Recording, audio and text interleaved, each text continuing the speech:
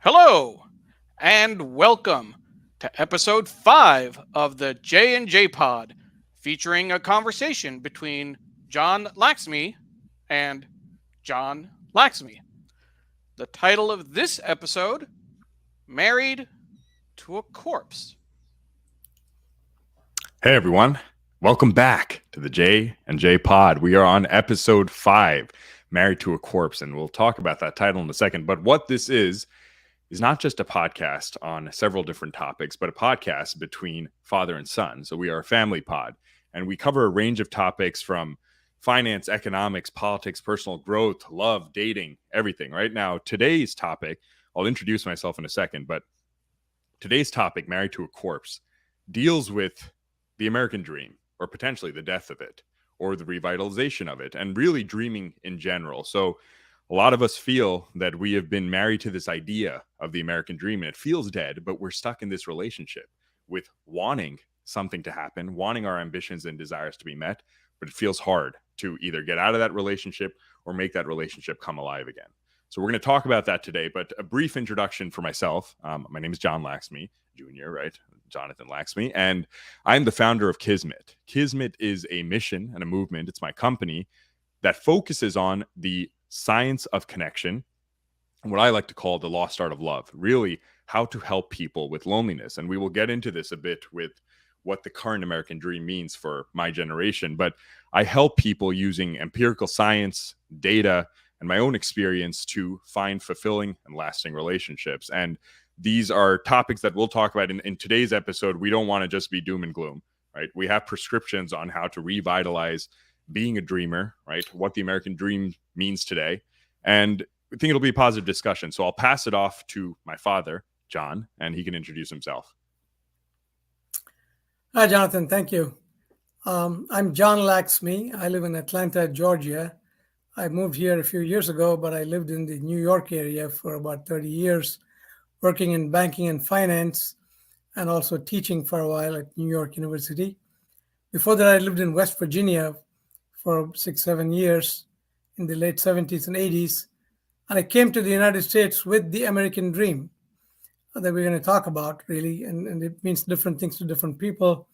But I have my own perspectives from my generation of what we went after and how much we were able to capture it. And Jonathan brings an entirely new perspective to this question. And his generation has got many more challenges as well as more opportunities, I think. And we hope to really see whether there's any life in this corpse, or is it really totally zombie. So with that, we should really talk about what this means. Yeah, I have a question for you. You just said that you came here with the American dream, right? In a lot of ways, I'd say you've lived the traditional, interpretation of the American dream. So what did that term mean to your generation? What did it mean to you? Right? It seemed like a vibrant term then. I do think that it's taken on a new interpretation now. But for you coming to this country, what did it mean? Well, as we discussed in the previous episode, to me, I did not come to the United States like many others have done in pursuit of a career, job, or fortune. I left India with the determination that I was going to go to the United States and live here because I had read about the United States. I had read about its history, and it appealed to me. As in fact, this American dream, the term itself, is unique. You don't hear about Australian dream or Canadian dream. America is the only country that has this word dream attached to it. I think it goes back to the original explorers who came. Columbus went to the Queen and asked for money to fund his voyage, basically by saying that he's going to find gold and silver here. Treasures for Europeans was really what this was about. Then he came here, and then, of course, we founded a country, and in the Constitution, it says life, liberty, and the pursuit of happiness. That's not something that you find in any other country's constitution. Pursuing happiness, is something new. And it's meant different things at different times. Horatio Alger the writer who wrote the stories Rags to Riches in the late 1800s, that conjured up a version of American Dream to some people. And then in the early 20th century, of course, we get into a lot of, Great Gatsby, uh, Scott Fitzgerald's book, that really brought a completely negative view of all the materialistic things that we were going after. And what started as a gold rush to the west of the United States really then became slowly something that we had conquered the continent, and then what are we going to do? And we went into a very, very challenging period at the time I came to the United States in the 70s, because the Soviet Union was still looming large at the time. Iranians were holding us Americans hostage. The mood was very, very grim. Inflation was running high, unemployment was running high, and Jimmy Carter was the president at that time. And he had actually given a speech called the Malaise speech, depressing the mood of the people even further.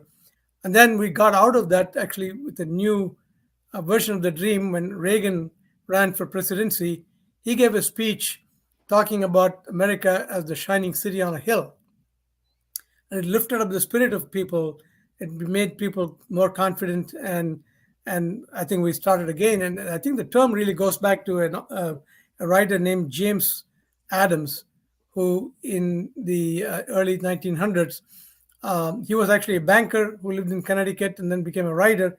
He actually came up with the term American Dream, but it means different things to different people. To me, in my generation, most of us, the classical thing is a house with a white picket fence. that a lot of people achieved. A lot of middle class people were able to achieve the dream in that generation. For you, it looks like your values have been completely renewed. New goals. What does your generation think about it? Yeah, so I think you allude to this, and I think that history of the American dream is something people can resonate with emotionally, even in the microcosm of their life, right? Feeling hopeful about something, a mission, a purpose, right? A passion. Now, I think that you may be doing a broad stroke when you say that people came here for different reasons, etc. But when you talk about that white picket fence, etc., right? To some extent, there were commonalities about what people were coming to this country for, right? It was to be self-sufficient. It was because there was greater monetary opportunity, potentially less political oppression, whatever it was. And there's a commonality around that theme. Now, for us, when I think about what you're saying, there are certain trends that I think occur in human psychology, right? And this has to do with what our culture really indicates, right? Our mindsets, our beliefs, our perceptions towards things. When you're thinking about your generation coming here for almost that form of security, right?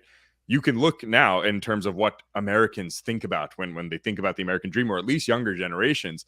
Personal freedom is a top priority. Now, what is personal freedom, right? They say time is money. How do you be free if you can't take care of yourself? So when you think about how the pendulum has shifted, I always like to bring up this quote: "Good times build weak men." Right? There's that world that mantra that depression is a first world problem, right? But for our generation, we aren't thinking about the external wars as much, right? If anything, we are fighting an internal war amongst ourselves. Loneliness, there's infighting politically. More people in America, if anything, now are probably crapping on America and the death of the American dream, right? It is in some ways a corpse. People are looking in terms of self-actualization, self-love. They're changing their identities to feel forms of acceptance, right? It's not an external battle. And this is a primary difference between almost Western civilization and Eastern civilization, at least historically. Ever since the conquering of, coming to America, Christopher Columbus, etc., we were in some ways explorers, like you said, even imperialists to some extent. And Eastern philosophy had to do with introspection, internalization. So you'll notice that there's two ways to look at it. One is when you're coping with a scarcity of abundance and security, you turn inwards to cope, right? You can meditate if you're starving, or if you have an abundance. When times are good, you can get gluttonous. There can be a financial crisis. You can think about, I actually want my Chinese food with this. I want this type of silverware, etc. So there's this line between, is it a privilege to have different goals? Are people neglecting from having these original desires of baseline security, because a lot of kids are in debt, right? They're moving back home with their parents, etc. So I think that you mentioned that we have different problems, but I want to know, how do things become difficult to get to this extent, right? Are things actually more difficult? Because in a lot of ways, we're in the best times of history relative to difficulties you all had. You didn't have Netflix, you didn't have iPhones, etc. So I want to know, for your generation, what were the issues you were facing and how have they progressed to where we are now? No, there's some truth to what you said about good times breeding weaker men. Sure. We went through some very good times, as we discussed in an earlier episode. We have gone through 30, 40 years of long-lasting peace in the world. Generally, although we got into wars, they were avoidable wars. We got by the time we got in the 80s and 90s, our economy started doing quite well globally and domestically, and we were able to really recapture some of the ground that we had lost to the Japanese in the 70s and 80s, and we were doing quite well by the late 1990s. And I think we got complacent, we got greedy. The stock market bubble happened towards the late 1990s, and in the early 2000s, we got into these wars in Iraq and Afghanistan. They were really wars of choice. They were not really wars that we had to go and fight. And in the process, we blew up a lot of our lives, a lot of wealth, a lot of goodwill around the world. And then by the time we got into the early 2000s, when the financial crisis hit, which was partly a result of all these excesses, our government really tried to just throw money at the problem. They knew that people had become very distrustful by that time of Wall Street and government, and the crisis was simply a big rude awakening. What our government was, they threw money at the problem, tried to really put a lot of liquidity into the banks and industries. What it did is it brought up the inflation that we had conquered in the 70s back to us again now. Inflation is back now, and cost of living is going up, and the wars have really spent up our goodwill abroad. We are again, facing the Ukraine war. Hopefully, we don't get into it in big time, but we can get sucked into this, and those are all, I think, probably the reasons why your generation is feeling the way it is, because we have exhausted a lot of goodwill and prosperity that we had gained over a period of time. And it's time to really try to go back and think and see what it is that we should really do to get back. Your generation now has new tools. You got technology. Sure. As you said, we have artificial intelligence. Yeah. All the things. How are they really helping you or hurting you? Yeah, I mean, I think that's a good point you touch on, because this probably captures the generational difference, right? When you're thinking about the framing of goodwill abroad or economic arrangements and agreements we have with others, et cetera, right? My generation doesn't care about that. We don't even think about that in some sense, because we are not embroiled in those conflicts, right? People, for virtue signaling, may, post a Ukraine flag, et cetera. Most people can't even locate it in a map, at least in my generation, right? So I think that these changes that occur culturally, right, they happen. There are shifts in mindset. So I think this almost boom and bust cycle, we did have good times relatively, right? There are things you're talking about at large with inflation. We were in wars, etc. But at the end of the day, someone could get a degree and get a house, right? They felt to some extent that they could do that. They felt that. Today, I don't think a lot of people feel that, right? In my generation, they don't feel that their college degree, and if anything, they're leaning on the crutch. This is almost like that seeming counterintuitive thought that sometimes the smartest people are the loneliest, right? Or people who are savants can be autistic, etc. Right? We do have more access to technology than any other generation, right? We are more familiar and capable.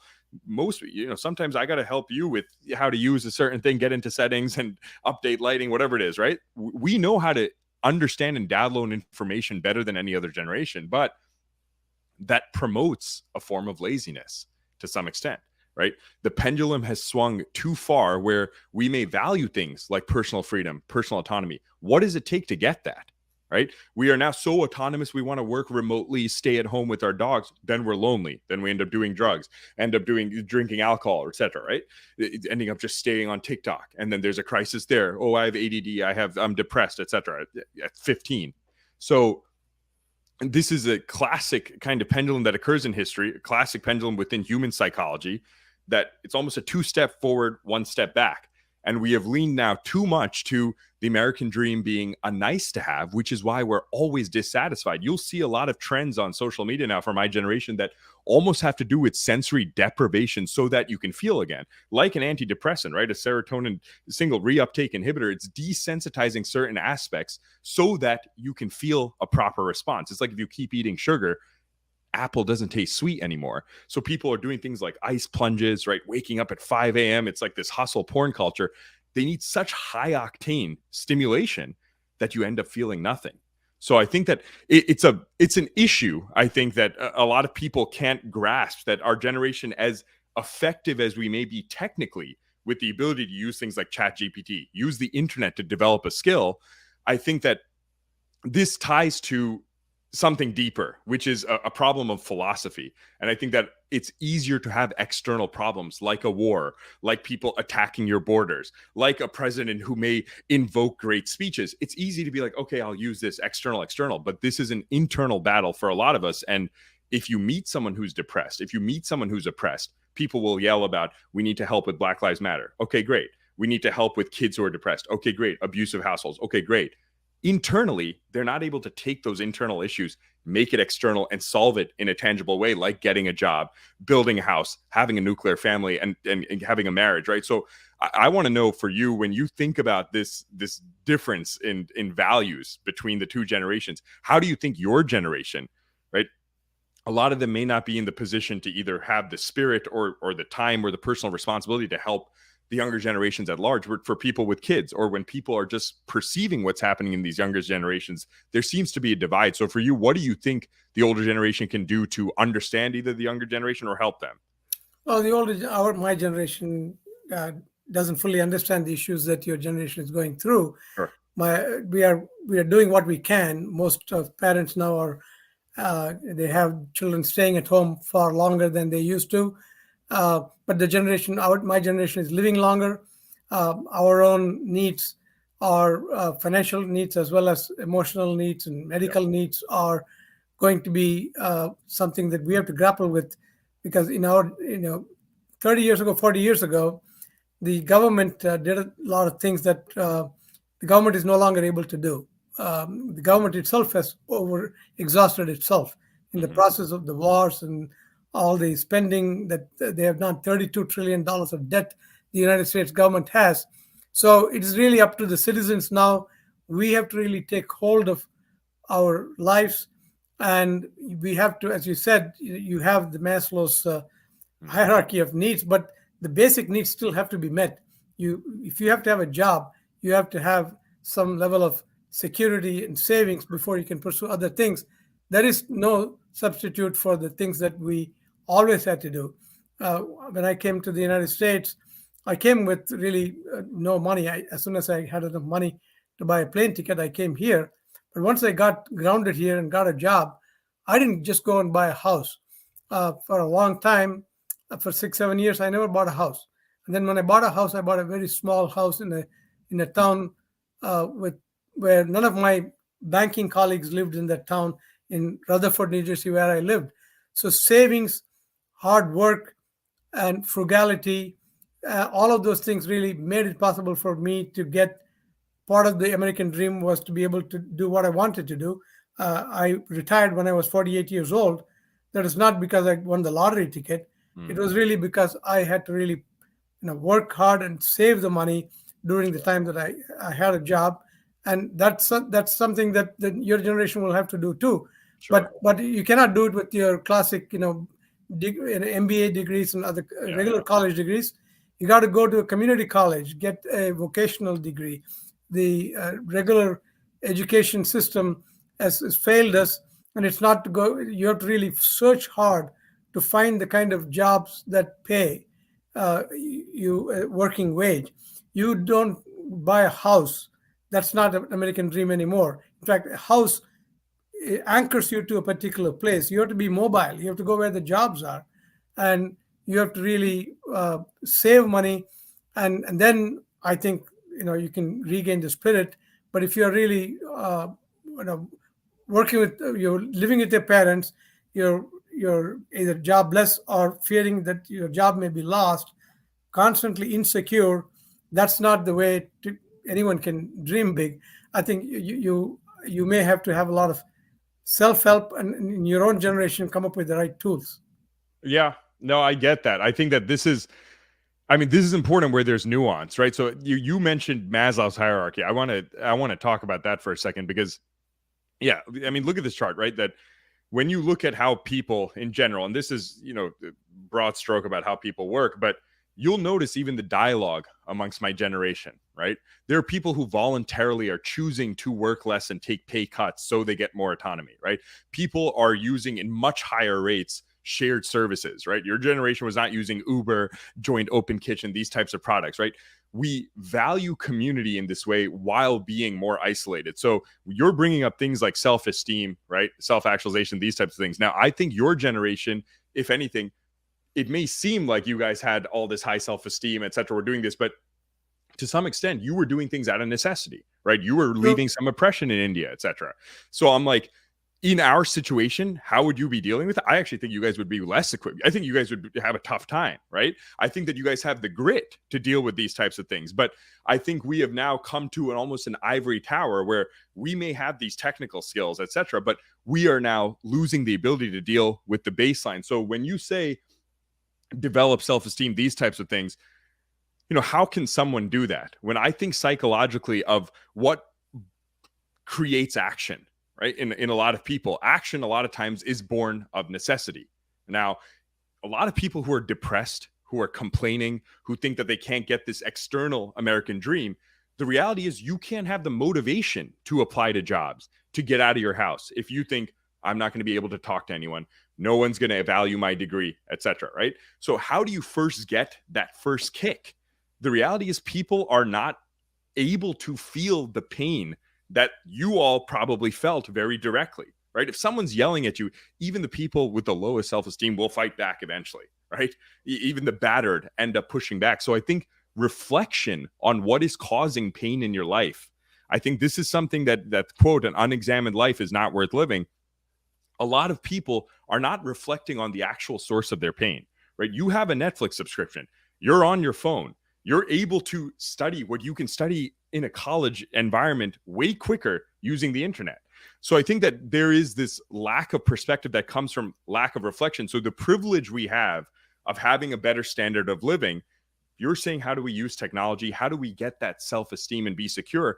I don't think you force someone to get a job. I don't think that's necessarily going to make them happy. You force someone to move out of their house. I don't think it's a matter of attitude first to understand why they're upset. And I think that a lot of that comes from this Maslow's hierarchy. And so I would want to know for you, what would you prescribe to the generation, right? What can they do in your terms to shake this or to believe, to dream again? Well, to dream again, you have to first get out of the comfort zone. Yeah. You got to. American dream is all about looking beyond our horizon. There is, as I said, there's no other country that looks for frontier types of achievements, and your generation has got all the skill sets that are necessary to go use artificial intelligence, go to Mars, all of the things that we are trying to do. It's not happening in spite of your generation. It's happening partly because of your generation. Your generation is has aspirations, but may be faltering temporarily, partly because of the prosperity that we went through, partly because of the period during which you grew up without perhaps realizing the value of all the things that we have. But now I think you have no choice but to really shake up your your inertia, and it's very important, as I mentioned, to be very mobile, very nimble, and when you get a job, you have to save money. You must always be employable, re-employable, which means retraining yourself. one degree doesn't last a career or a lifetime anymore. You got to really have a sequential retraining in whatever you want to do. And once you establish yourself firmly, that confidence, and then reinforced by, I am hoping that new leadership will emerge. I mentioned Reagan in the 1980s uplifting the whole nation. We do need that, and we actually need inspiring leaders to make sure that we stay the beacon that we have been for more than a century in the world. But let's say you can't depend on that, right? Let's say you're talking about things that deal with the external, right? Stay mobile, safe. I'm talking about the crisis of confidence that the generation is feeling. This is, why should I even be doing these things, right? There's this dissonance where they want goals that are more aspirational than your generation. You retired at 48. They want to retire at 24, right? Right. And they have more informational chops, but there's some divide, right? So saving all these types of things, even if they did those things and get these money pots, what is missing internally in terms of this internal crisis of confidence, right? They're not caring about going to the moon. We did go to Mars. We were landing rovers. They don't care, right? So I'm asking, what is the real issue that they're facing internally, and how can they overcome that before even thinking about jobs and these types of things? They're not that. I don't think that'll cure it. No, the internal motivations can only come from, I'm at a loss to motivate a generation that has all the tools that you have earned partly, and we have gained as a society. And the internal motivation, it's helpless. If you're saying that you don't have it, then what are they supposed to feel if they're younger? Do you think that they need to hit rock bottom even further to then boost themselves up, or do you think this is a matter of attitude change? I think we're almost there now. It seems to me that we are there. Okay. Having gone through the various crises that we had, the opioid crisis and others, I think we are now beginning to see a bottom that we'll get out of it. That remains my hope for the whole generation. You have how? What do you see? What do you think will happen? Well, how do you see this playing out for the younger generations? Well, we have to start really speaking up and changing our environment. Now, starting with, I would say this Ukraine war is something that yeah, but that I go to macro things because they absorb our energies. But people are not. My generation is not spending a lot of time reading about Ukraine. That's not the issue. All right, Ukraine is not the issue. Okay. That war. No, I'm talking about these kids at home on social media, not feeling motivation, right? Feeling inflation, seeing gas prices, not knowing what to do. What do you tell them? This has nothing to do with Ukraine for them, right? So what should they do to wake up the next day and be like, you know what? I'm going to change something. What gives that motivation? What is the dream they're working towards, if not the picket fence? What is their dream? What should be their dream? I would say put up examples. Sure. Think of Sammy Sosa. Okay. The kid comes from Dominican Republic. Sure. And becomes one of the legendary baseball players. Sure. You have to really look for role models to inspire you. In a previous episode, you mentioned looking for uplifting movies, novels, and models is essential to really get out of the morass that people are. But again, I would still fall back on Sammy Sosa's goals were probably more aligned with yours, getting out of that country, being successful, etc. I mean, of course, who wouldn't want to be a famous baseball player? But again, I'm saying, if you're saying depend on the leaders, we're just outsourcing. What do the leaders have to say, right? I'm trying to get to that right now. So I think that the goal we're talking about here, this is a matter of, there's almost a reverse Maslow's hierarchy that has to occur, right? Before one can focus on the external, if you are internally in disarray, and the internal disarray has come from a place of privilege. It's because your generation has worked hard and done well that kids like us can have Netflix even when we're in debt, etc. Right? Rich or poor. So I think that to reverse down, you have to almost take care of the top level needs, which is people don't feel accepted now. People don't feel connection. They don't have the motivation to get out of bed and go to work enough, right? So I think that, I mean, this is me doing a plug for my own to some extent, right? This is why I've been able to grow in my Kismet business, right? Which is that, and you talked about this in one of the earlier episodes with coming to this country, right? Which is that you needed to feel a friend also to some extent. You needed to feel an outlet. In India, you felt like you didn't have that when you were being oppressed. Indira Gandhi's policies, etc. That when people don't feel heard, it's a crippling effect. It is an extremely crippling effect. It's not you held responsibilities to get away from oppression.